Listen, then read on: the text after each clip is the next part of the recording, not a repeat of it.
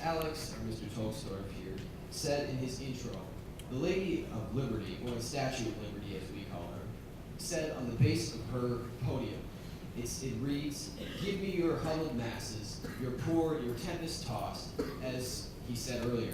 Now, if this is the case, then why should we turn away immigrants who are just like the people who went through Ellis Island 100 years ago? And on top of this, if immigrants are only displacing 1.8 million jobs per year, I don't see why this is a problem considering it's less than 1% of our population. That may be bad, but of the 702,000, half of them seem to possess over 50% of the new PhDs in life science and engineering, which we will keep referring to. Next, regarding terrorism, if it's really that bad, I implore the con side of this debate to please present facts stating how many out of those 702,000 will become terrorists on average. Next, I would also like to state that, as I just said, most of them are here for the common good. And even if we were to close the United States' borders, that would not prevent terrorism. I don't see what the con is trying to say here when they say that if we were to just close or reduce the number of immigrants, that it would just simply reduce terrorism. There are still homegrown immigrants, and there are immigrants who aren't even, they don't even have to start in the United States, they don't have to be homegrown. There will still be terrorism. On top of this, if they're taking jobs from the Americans, what type of immigrants are they, and what type of jobs are they taking? Because we have evidence here that states that most of these jobs aren't even wanted by the American citizens. So I don't see why the immigrants are a problem, and I urge you to understand and see the side of it. I'd like to reiterate, migrants in the past were beneficial to the economy, but we've reached the limit. My opponent refers to the immigrants coming to Ellis Island 100 years ago, which enforces my argument that America has changed. We no longer can accept immigrants here in our society. Also, I'd like to go back over our plan and our benefits. Our plans are to reduce immigration and cease the augmentation of migrant rights. We've never said that we've ceased immigration totally. We've only said that we've reduced it. I'd like to go back over that according to the worldwide legal directories, migrant rights are already protected under the human rights law. So why further the rights even farther? If a nation violates existing international human rights laws against a migrant, perhaps with exploitative work conditions, wrongful imprisonment, seizure of property, discrimination, or violence, etc., existing international law already protects them. Also, migrants don't need protecting. Again, our jobs need protecting. Migrants come to our country and they take our jobs. As I said, that between 40 and 50% of wage loss among low-skilled Americans is due to the immigration of low-skilled workers. Some native workers lose not just their wages, but their jobs through immigrant competition. And we should craft our immigration policies on a state-by-state basis because every state has different immigration problems. And the benefits of this is that Americans who work in society will find more jobs, that there will be less overpopulation, will receive our national identity back. Maintaining the original ethnic and cultural structure, government, and overall citizenship is the base argument of many opponents of immigration. All right, we ask the first question. All right. Well, what I would like to ask you is, as I said in my summary, I would like to ask if you have any facts regarding terrorism, yes or no? We have empirical examples yes of or no? immigration causing terrorism, yes. Yes, well, please state them. I'm not going to cite a study or anything, but we cite studies about the increased rates of immigration and those corresponding with terrorism, which we think is sufficient enough. That's not what I'm asking for.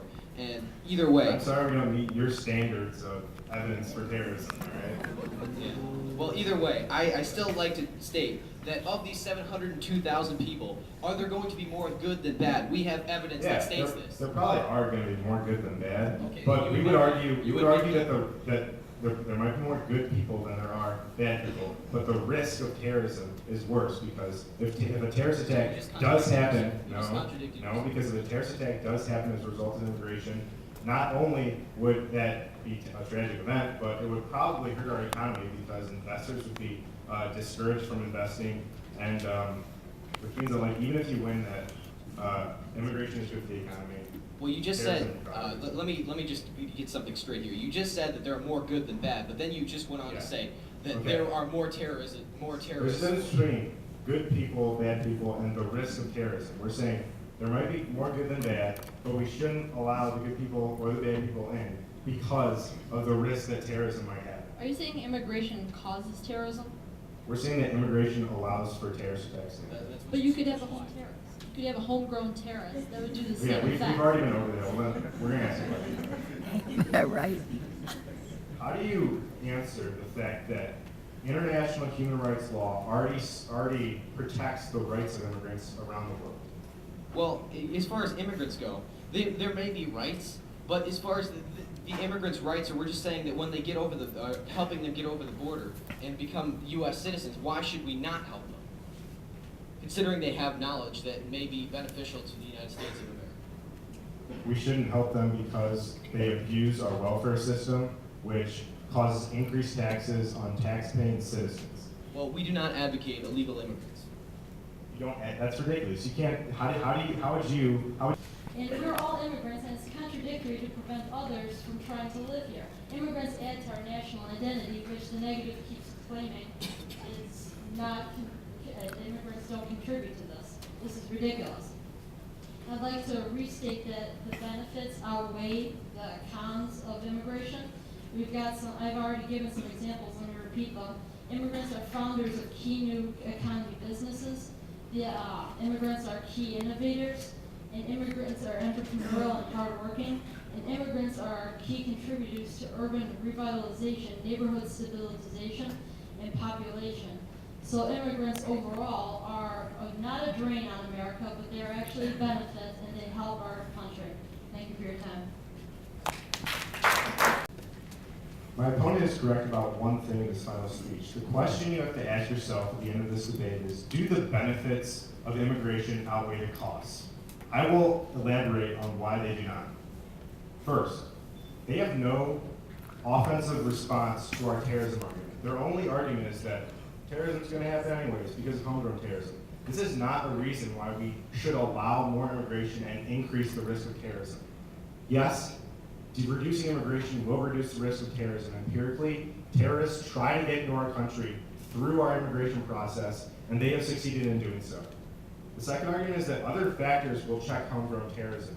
Obviously, American citizens are not incentivized to attack their own country. People from other countries have a greater incentive to attack America, which is a reason why immigration would cause terrorism. Now, they say we're all immigrants and that this contributes to national identity. We have been saying throughout the debate that we're not anti-immigration, we're just anti-further immigration. Immigration up to now is fine, but we have reached a tipping point.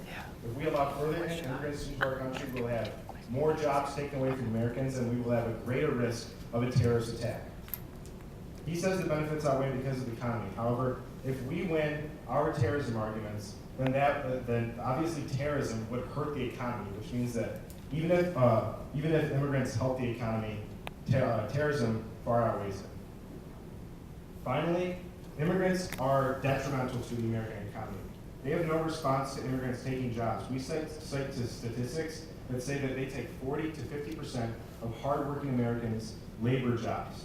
The second argument is that increased immigration allows them to mooch off of our welfare system and use the benefits of federal programs that are paid for by U.S. tax dollars, which means that everyone's tax dollars in this room goes up as a result of immigration across the board. Just because there are more good immigrants coming to our country isn't a reason to let them in. The risk of terrorism and the negative economic effects far outweigh, which is the reason why you should vote for the economy in this